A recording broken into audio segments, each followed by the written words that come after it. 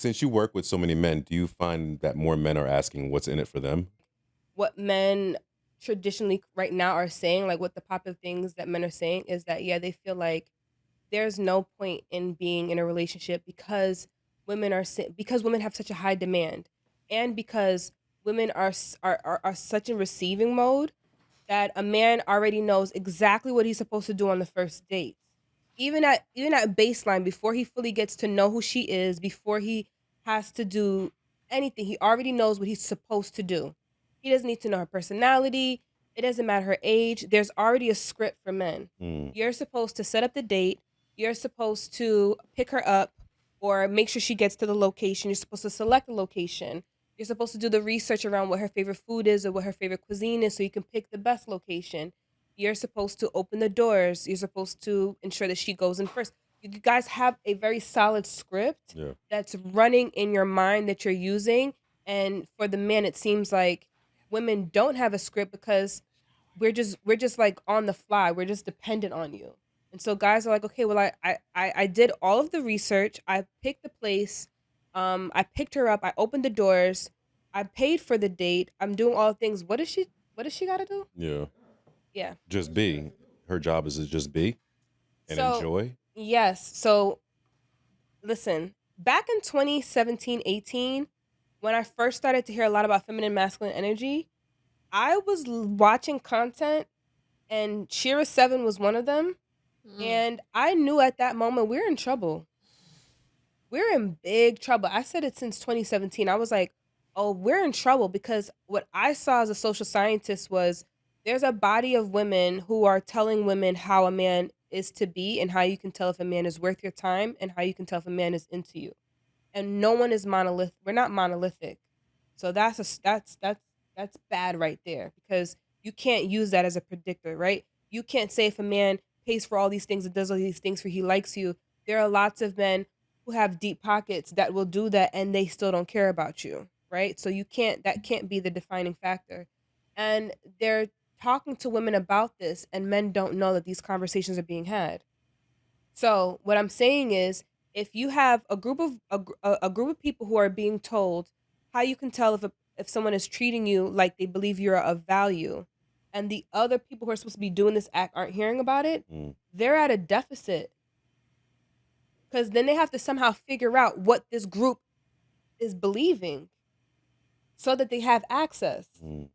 So you have women who are here who are waiting, and men who are trying, and nothing is actually happening that's worth it, which is talking about the family.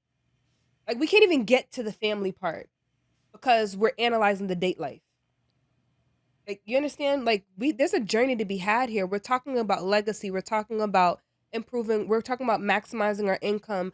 We're talking about our children witnessing love in real time. Like that's meaningful. That transcends our lifetime, right? Like the way that you love your wife should be the legacy that you leave. We can't even get there because we have women who are waiting and they won't give a guy a chance because someone told them don't because he's a dusty or he's not worth it. And these group of men don't know that. So, in other words, if a man felt like that was a thing to do, then he would maybe say like, okay, for the right one, I'll go ahead and do it. But where that's not happening. And not only is that conversation not being had for them to know that this is what women are waiting on, there isn't a man, a mentor, or anyone to help him become that. So if a man will eliminate the superficial things such as height, right? Like you are what you are, but we'll talk about being healthy. We'll talk about being healthy spiritually, financially, mentally, physically, right? We're talking about that. Who exactly is teaching them to do that? Like who's helping him to achieve all of these things? Who's helping him to who's making sure that he gets to walk there while we're having this conversation of women who are just supposed to be there to wait. Like just don't go. So she is and what they were doing in these feminine groups was they were telling women to, look the part for sure, right? Work on your physicality, but they're also teaching women to detach, decenter men. I don't know if y'all have heard about that, but like to Mhm. decenter men. This is the conversation. We're not talking about family. So I already knew in 2017 we're in trouble. And now we're almost 10 years in and we in trouble. Mm, Can I ask a question? How did we get here? Mhm. Right? Like it's because it's important, right? Yeah. Pathology. So we need to know, how did we get here where Shira, Mhm. right? Mhm. Sprinkle, sprinkle. Sprinkle, sprinkle. Yeah. She's very popular. Yes. And so you have a generation of young girls Mhm. who are listening to her, Yep. and she, And stand on it. right. And according to her, she was living that life. She was with an older gentleman.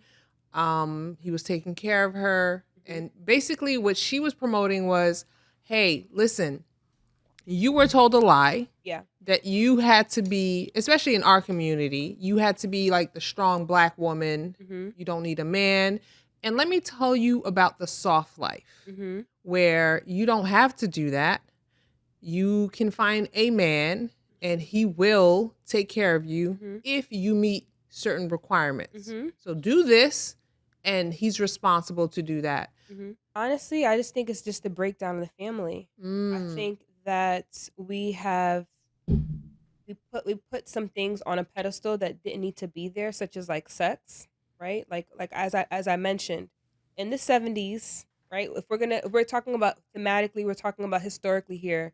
Like the 70s was the boom around like freedom and sex Sex and yes, the revolution. sex revolution, right? Like we're gonna wear the short shorts, like forget all that modesty.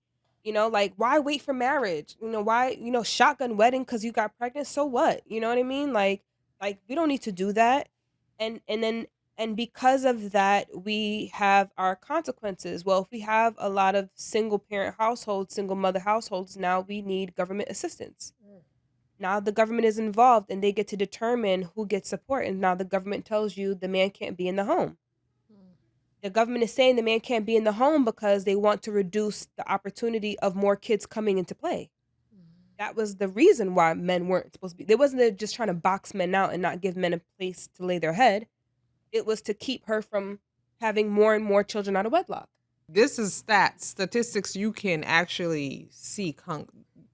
There were other ulterior motives. In the I would, breakdown, yeah. especially post civil acts right, Hmm. there were other ulterior motives because now, things become public record.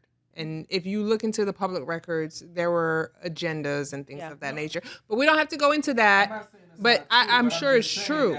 You said that was the reason, the Yeah, reason. yeah, yeah, yeah. And two things can be true. Yeah. It could have its racist implication, but it also could be the fact of like you cannot have this able-bodied man in your home just having sex with you. having Yeah. having more babies, Mhm. right? And And then we have to give you more money. we have to give you more money, and you're not the only home he's in. Papa Mm. was a Rolling Stone. He's in your right. It's his home. So he's in this house and then he's on East whatever street and he's on this west side. And so they wanted to contain it.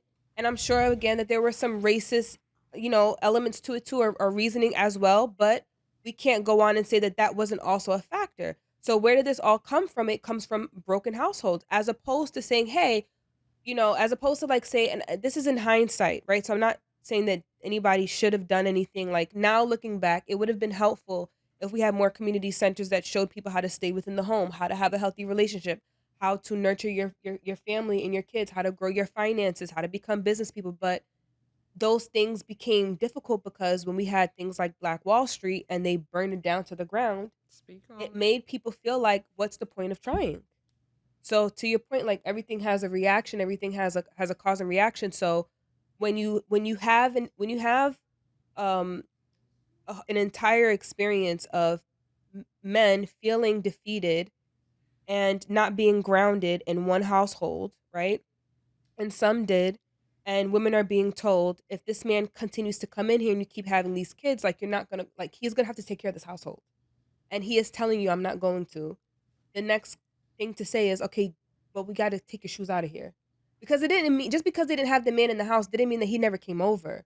They just made sure that his things were invisible. Like, make sure you take your shoes out. Like, there's actual documentaries that show this, like, that women admitted, like, just take your shoes out the house so that when they come in and see, like, there's nothing of yours here. But he would come back, Mm-hmm. right? So that's, people try to say, like, oh, they got the black woman. It's like, no, they didn't.